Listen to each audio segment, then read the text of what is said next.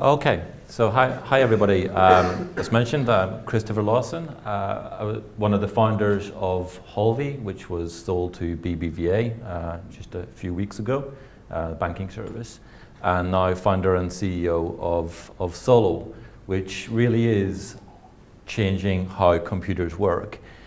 So both of these startups and both of these companies were and still are like absolutely crazy things to do. I mean, Holvi was about changing the banking industry and going up against companies that had budgets in the billions, and we had like 3 people working to create a new type of bank. And Solu very much is a similar kind of thing. I mean, we're doing something which makes no sense whatsoever. We're a tiny little team. We started with 5 people going up against certain well-known companies like Google, Apple, Microsoft, and sort of aiming to beat them at their own game. The chances that we will succeed are extremely slim, but we had to do it nonetheless. And I'll tell you a bit about the story, how that kind of started. But first I want to kind of go back a bit and sort of think about the theme of the day, which is innovation. And I wrote a little story some time ago about a guy called Keith. And Keith he's a modern day computer wizard. But what happened with Keith is that he was walking around in the park. This is a slightly modified version of the story, but nonetheless, he's walking in the park, and suddenly he bumps across this box which is standing there. And for any of you who watch science fiction, you'll immediately recognize this as not a police box, but as a time machine. So Keith walks into this box and he's like, okay, this is really, really interesting. I can set a date and go travel in time. And he decides that it's always been one of his dreams to go back in time and change the world and make it better because of his superior knowledge. So he decides to go back to the medieval times. And he walks out of the box and somehow manages to avoid being killed on sight because he's dressed a bit weird and he speaks a very odd version of English compared to what they speak in those days. So he managed to avoid that, and now he sets out to change the world, to advance human society. And he's got several tools available. He has his iPhone in his pocket, which he can certainly use for stuff, and he has knowledge about weapons and cultures and nations. So what does he do? Well, the problem is not very much. His iPhone doesn't have any cellular data connection, obviously. It will work for a small amount of time while the battery lasts, and with the latest iPhones, is a very short amount of time. So for a short period, he can show his iPhone and wow the locals and probably end up on a stake. But maybe he can play around with that. So the first problem is like, okay, I need some electricity, but how does he go about doing that? I mean, he has this vague idea that electricity comes from potatoes, as was taught at school. Well, there are no potatoes in medieval England, so he has to figure out maybe it's some other vegetable that I can use. But that's not going to be enough to charge my iPhone, I think. So I'm going to have to get some magnets and coils and build up like basically a power station to get some, like, or a generator to get some electricity. Well, where am I going to get magnets? And where, I mean, just mining copper is going to be difficult. How does how do I create a steam engine to power that sort of generator? This is turning into a nightmare of a task. I mean, he doesn't even know how the basics work. He's basically useless. He can't even hunt in those days. So then he goes around and thinks, okay, I'm gonna create weapons. I mean, weapons are cool. I'll be the most powerful person in Europe. Well, there's no gunpowder in those times. So he has a vague idea how like a a gun might work. I mean, it's a very vague idea, but he has some idea. But he would have to convince the local blacksmith to even create something of a gun, something like a gun. He has no funds, so how does he even go and tell the blacksmith that, yeah, this is a really good thing. If you just create this gun for me, and maybe whenever I become the emperor of Europe, then I'll give you a spot of land and you'll be super wealthy. Well, fantastic, but the blacksmith is going like, yeah, I don't know what the hell you're talking about. That's just a load of bollocks. He has to find gunpowder from somewhere. Gunpowder didn't exist in medieval England, so like, where does he find that? He doesn't know how that works. So he has problems with funding. He has problems with convincing others about his vision for the future, and he has troubles just even on the basics of like how to create those innovations that he's supposed to be creating. And the really, really ironic thing about this story is he knows for sure that those innovations are going to change the world whenever they arrive. So he knows that if he can create them, he can become the emperor of Europe, or he can conquer lands, he can become super wealthy, and anybody who helps him will be super wealthy as well. He knows that, but he still can't implement that vision. He's still screwed. Well, eventually in my story, he does go out to become a ship navigator, because at least he remembers something from geography classes. But that is kind of the limit of what he can do. And this is really the problem that all of us in the startup world and who are trying to push forward to innovations, that's the problem that we're facing right now. That we can see how things are going to look like in 2 or 3 years. But how do we get the world from where it is now to help us to make that happen? With Holvi, I mean, this might sound ridiculous, but when we started in 2011, we went to VCs and said, hey, we want to create a new type of banking service. Fintech as a term hardly existed then, so financial technologies, it was not a big thing. Most VCs would say that, no, we're not actually investing into financial stuff. We're investing into social media and this kind of thing. So VCs were saying no, that's not what they're doing. Now, you look at the world 3-4 years later, and suddenly all the VCs are investing into financial technology, and there are accelerators focusing on that. There are companies buying financial technology. So, I mean, we knew that was going to happen, but we just struggled to convince anybody about that. And I think if we had been able to convince people faster, Holvi would have been an even bigger success than what it was. So that's really tricky. Now we're seeing the same thing with Solu. So how do you get over that? And to be honest, I would love to hear your thoughts on how do we get through that sort of barrier. That is the biggest barrier to innovation. The second thing that I wanted to talk about is like innovation in big companies, and people talk about how like startups are fast and flexible, and how do we bring that kind of flexibility into startups. Now, several of you had read the book, like where we were talking about like the dilemma sort of innovation and the disruptors kind of problems. So how do we change a big company? Because there are basically two things that actually it's one thing that drive both startups and big companies, but with different outcomes. And hold on, I'm missing a slide. I'll get to that. Maybe I'll find that slide. It's missed somewhere. I've lost it somewhere. But what I want to talk about is fear in both worlds. So fear is basically what is driving both startups and big companies, but with very different outcomes.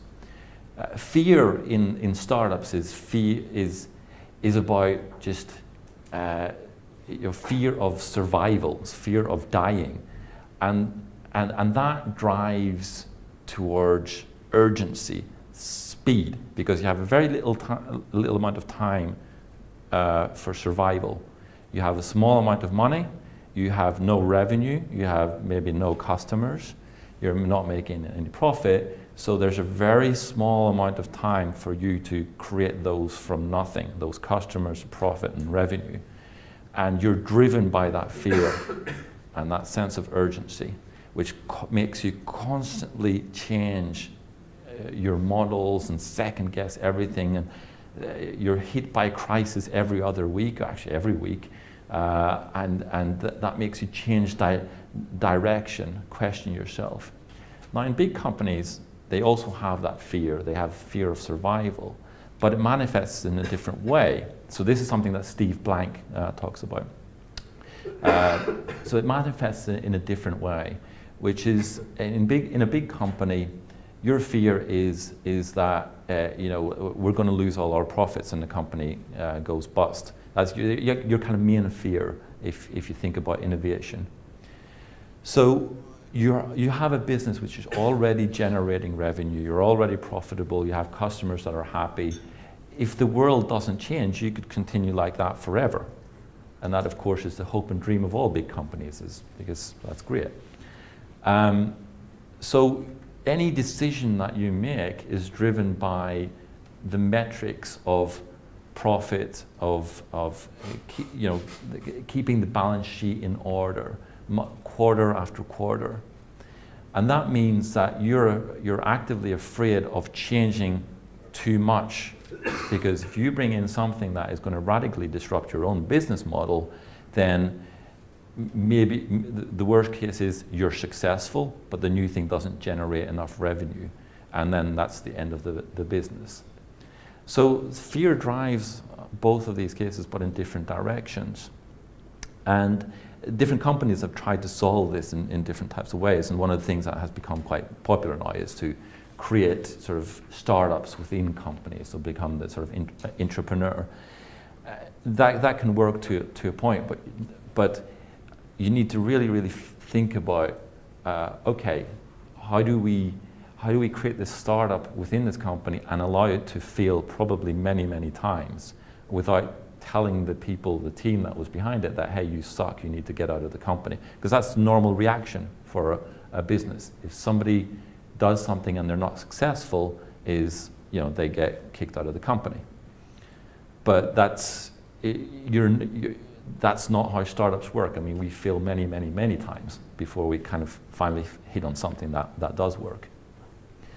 Of course, the worst is that, and where the dilemma, the innovator's dilemma kind of comes from, is that by not doing that, by not risking your own business, you end up being then disrupted by one of the startups or by one of those companies who do take those risks and come into your spot. It just takes a bit longer because at least you have cash reserves and you still have business.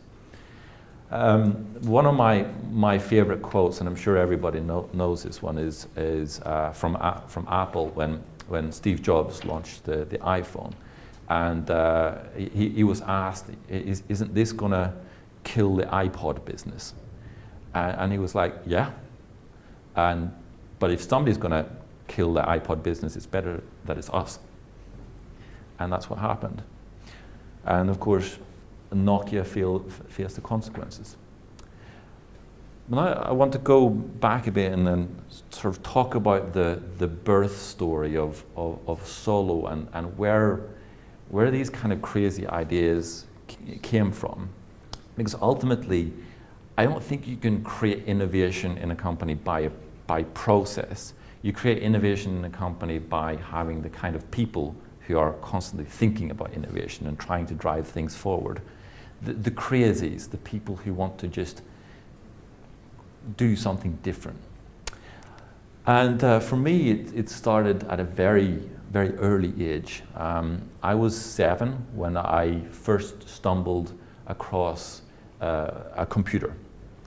An older friend had one, and I was struck by how amazing this piece of equipment was. I mean, it was really basic.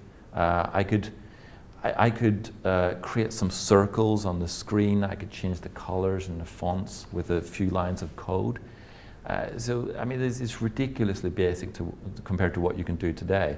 But it just blew my mind that I could create these things and control this piece of machinery with just a few commands and create worlds out of nothing. And I ended up then saving up all my pocket money and buying this, which is my first computer by the time I turned 8. And I started creating games and little programs. And I even got invited to neighbors because they wanted to play my games. And even the girls really loved it. So, they were giving me kisses and stuff like that. And remember now, I'm like 8 or 9, so I was like, go away. Much later then, of course, I realized the blunder I had made. And the geeks were no longer cool for a while.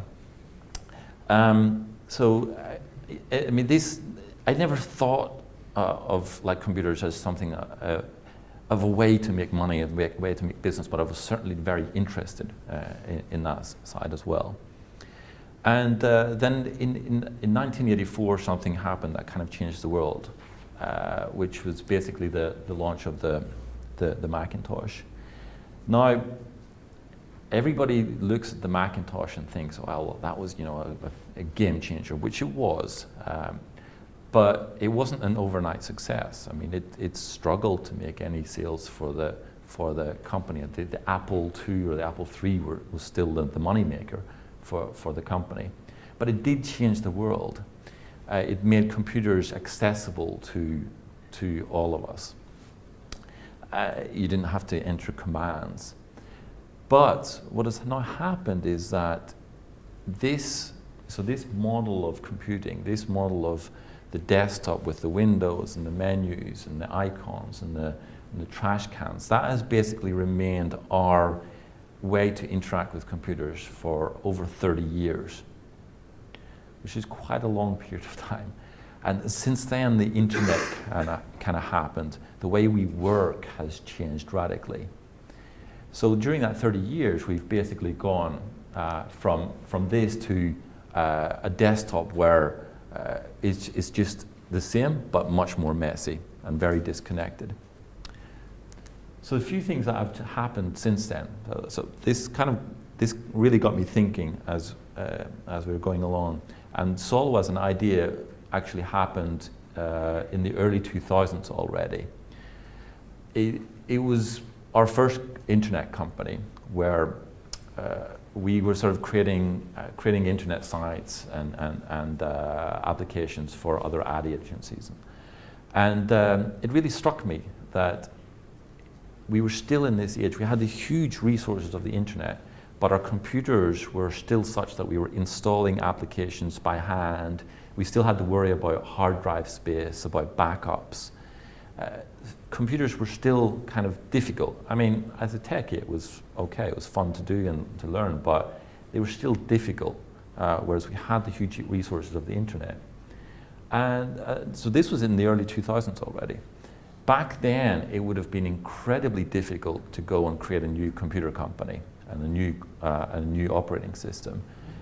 But many things have changed since then. So that's where you sort of see how long that idea for Solu has been brewing in my mind, and it just sticks with me. But since then, what has happened is first, creating hardware is now much cheaper than it used to be. So in the early 2000s, to create the hardware that we have over there would have been tens of millions of euros to do. It's still extremely difficult, and we face problems all the time, but it's easier than it used to be.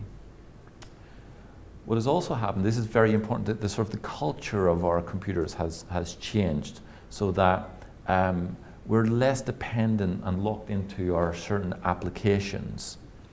We now use the web browser as our sort of primary application platform. People ask us with Solu, hey, you're going to need all of these applications on your platform. And then I go like, well, what applications do you use on your Mac or your desktop? And they go like, well, I have Gmail, I have Facebook, and I have Twitter, and I have Google Docs. And it's like, okay, well, congratulations, you use your web browser. So it's much more possible now to get people to move to a completely new platform. Still extremely difficult. And then finally, the cloud has become a term. Back then we didn't call it the cloud. It was just internet services. It's basically the same thing, but it has become a big part of our life, and people are much more acceptable of the notion that my files and my data is somewhere in the cloud, and I can use that, and I pay for that in some cases. That has really, really expanded. There's my fear side, by the way, but I'm not going to talk about that. So fear. But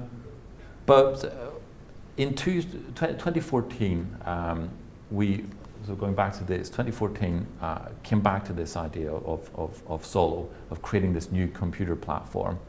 And we looked at the business case with my fellow founder, Javier, and we're just like, this makes a hell of a lot of sense. The business model is sound, the timing is right. People are getting a bit tired with Apple. They're not pushing the edge the way they used to. Mobile processing power is so fast that we could actually do this. So basically the decision point for us was that there's two ways that we could fail at doing this. Either we try to create this and nobody buys it, it becomes a huge embarrassment, and the business falls, which would be a failure. The other way to fail, of course, would be to not do anything, and then somebody else goes and does it.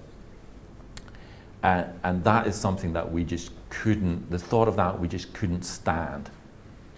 Somebody else going to do it. So that's why we decided, if we are going to fail, it's better that we fail and try to do this. Well, this is where we kind of started. I know that Apple and HP, they love the stories about how they started their companies in their garage. Well, damn it, we didn't have a garage. We just had the back of a Land Rover. So I mean, that's where we were sitting. I was just having a Skype call with somebody in the US at this point.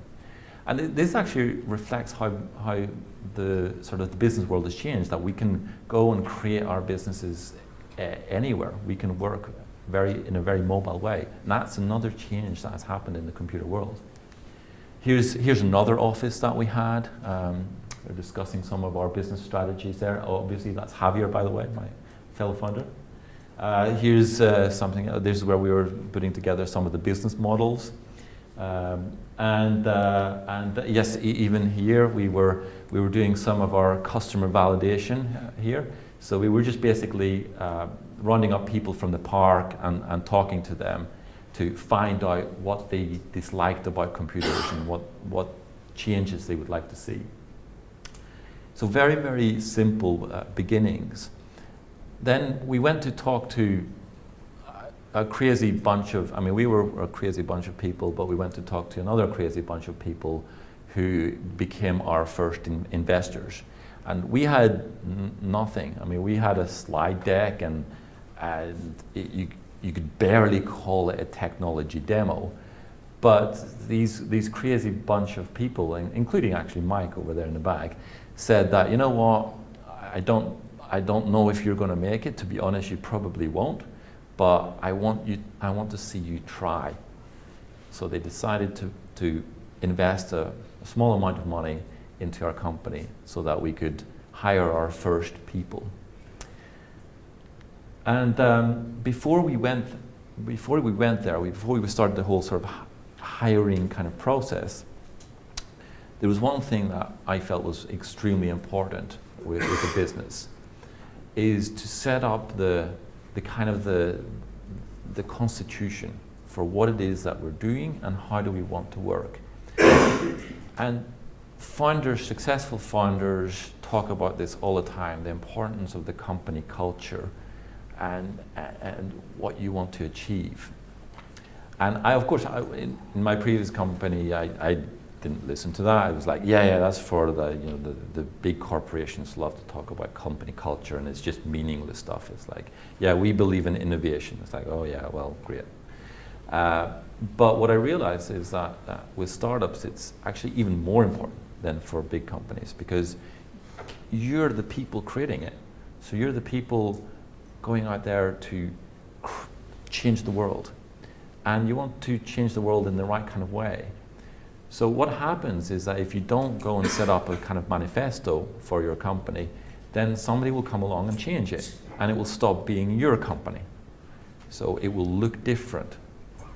And this happens very, very slowly over time. Investors come in, new employees come in, senior management, customers come in, and it slowly erodes what you actually set out to create.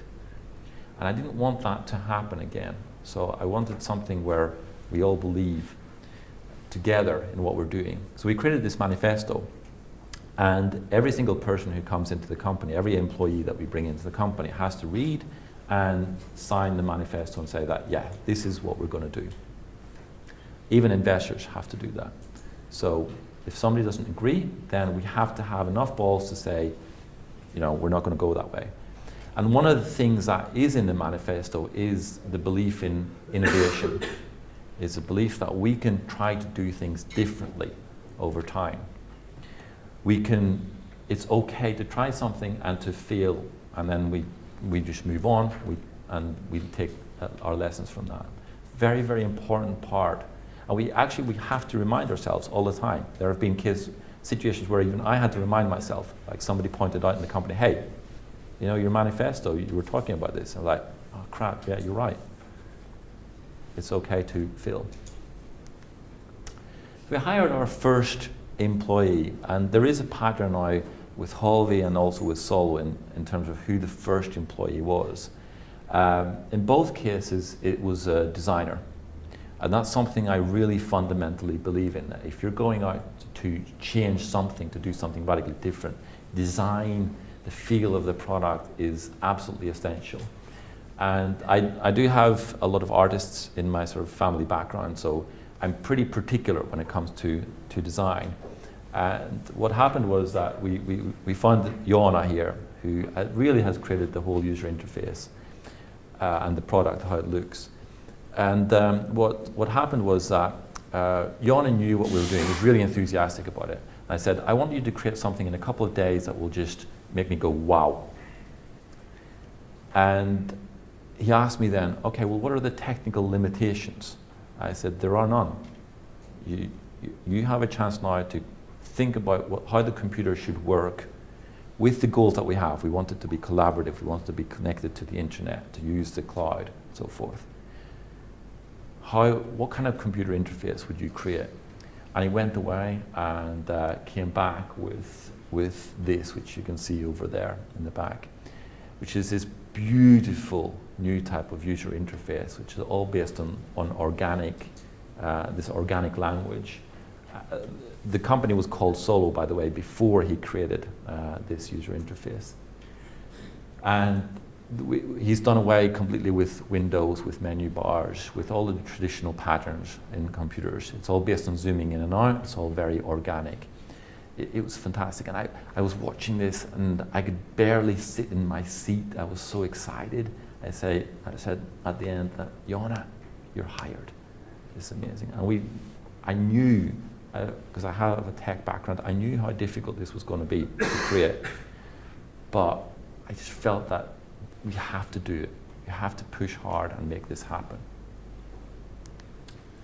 So there you can kind of see where the user interface, you can zoom out and you can see the different projects, the different things that you're working on. So in the Solu environment, you don't just have one desktop where all of your windows are overlapping each other and it becomes this huge mess. You have these different, what we call spaces, where you can zoom in, and then you have a different team working on different things. So there's one team working on this. Actually, this is just a bunch of friends going to Iceland. They were planning an electric sports car. Over there in the bottom right, there's a Solu marketing. So there's these different kind of environments where we work with different people and Whenever I zoom in, then I can see these kind of cells, as we call them, and then zoom in further to interact with them. And then we decided that we need to package this into something beautiful. I mean, this is an operating system, but we need to package it into something beautiful. And we wanted something that looks completely different from a mobile phone or a tablet. And we created this beautiful device. Again, Jan is to blame, so he created these designs for this square-shaped device. And again, I knew that this was going to be really, really tricky to do because there are no square-shaped screens in the world, or very few of them.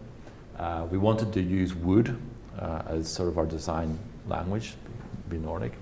And we set out to do that. And we pushed really, really hard. And you can see a couple of the devices over there, like prototypes over there. I can't say that this has been easy, especially the hardware side has been really, really difficult. And if I was doing this again, I would probably make a few more compromises on that one. But the design is so beautiful that whatever happens to the company, whatever happens to Solu, I hope that you guys will remember us and the world will remember us as having done something which is bold and something different, which changed things. So I'm just going to finish off by just kind of reminding you a bit about what Solu is. So it is about getting rid of backups of hard drive, worrying about hard drive space. We don't want you to worry about your computer anymore. We want you to be just able to use it. You have almost unlimited storage because of the cloud that's backing it, but it also works offline. So that's one of the key innovations that we've created within the company.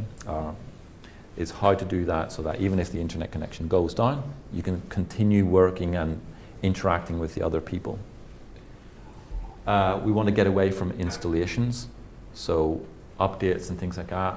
We want to make history, so you can just focus on working and sharing and collaborating. And the final point is that it is about sharing. So the user interface and the whole operating system is all based on collaboration and working together. Because one of the things that has changed now is that we no longer work in these big corporate structures, I hope. But we work in sort of very rapid, dynamic teams where one person might be switching from different teams, they're working in different locations and constantly sort of changing how they sort of interact.